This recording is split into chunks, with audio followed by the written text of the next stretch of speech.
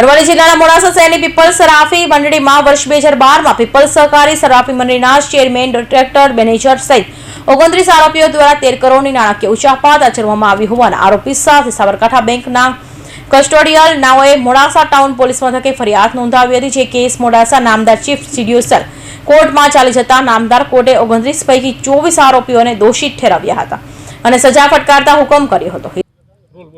હું DR Jadav, CPIM जिला मंत्री, दी पीपल्स सहकारी सराफी मंडळीનું જ્યારે કૌભાંડ થયું ત્યારે આજથી 10-12 વર્ષ પહેલાં પબ્લિકમાં જબરજસ્ત અસંતોષ હતો।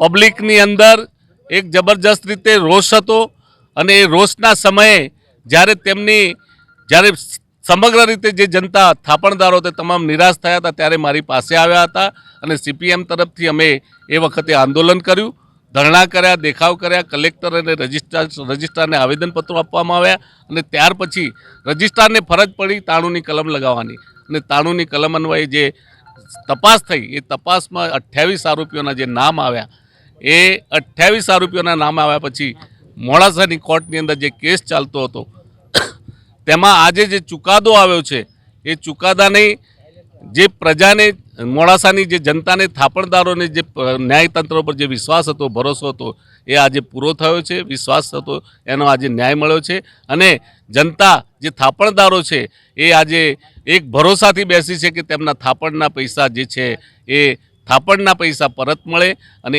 એ પૈસા દરેકના પરસેવાના, ગરીબના પૈસા છે, એમના ભેગા કરેલા પૈસા છે એ પરત મળે એટલા માટે એક ન્યાયની બીજી અપેક્ષા પણ છે।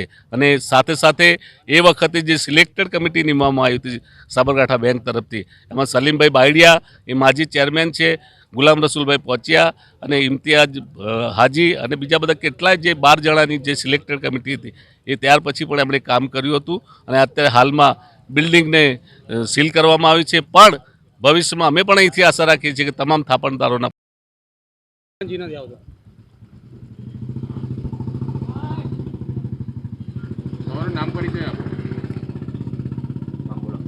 दी पीपल्स सहकारी मंडળી મોડાસાના ચાલુ ચેરમેન તરીકે હું પહોંચ્યા, જેપી પહોંચ્યા।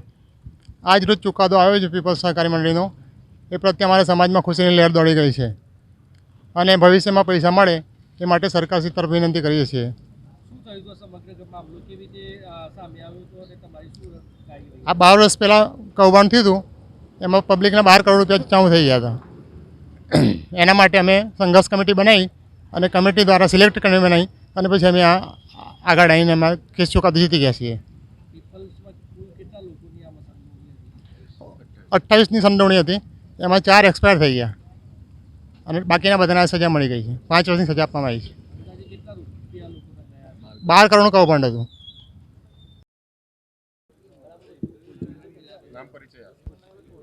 મારું નામ છે બારોટ નટુભાઈ પુરુષોત્તમદાસ। મોડાસા કોર્ટમાં હું છેલ્લા 40 વર્ષથી વકીલાત કરું છું અને આ ચુકાદામાં ફરિયાદી તરફે અમારા સરકારી વકીલ સોલંકી સાહેબ છે, તેમની સાથે અમે સરકાર સાથે રહી અને આ ચુકાદામાં જેટલી અમારાથી ન્યાયિક મદદ થાય એટલી કરી અને પબ્લિકના પૈસાનું ચોક્કસ એનો અમલ થાય અને જે ખોટી રીતે આ પીપલ્સના કૌભાંડનું પર્દાફાશ કર્યો છે અને જે ન્યાયિક આ નામદાર ચીફ કોર્ટ સાહેબે જે ચુકાદો આપ્યો છે ન્યાયિક અને વ્યાજબી છે, એ અમારા મોડાસાની પબ્લિક અને સમાજના ગરીબોના પૈસા, વિધવાઓના, લારીઓવાળાના પૈસા, જે ન્યાયિક એમની પરસેવાની કમાણીના પૈસા જે ખોટી રીતે જે આ ડિરેક્ટરોએ અને આ સભાસદોએ અને જે પીપલ્સના જેટલા કર્મચારીઓ છે જે 24-24ની સજા થઈ છે એમાં 28 આરોપી હતા, એમાંથી 4 આરોપીઓ ગુજરી ગયેલ છે અને નામદાર કોર્ટે બધાને 5-5 વર્ષની સજા કરી છે અને એની વળતરનો પણ હુકમ કરેલ છે। એ ન્યાયિક છે, એ અમારા શિરોમણી। જીતેન્દ્ર પટેલ, અરવલ્લી।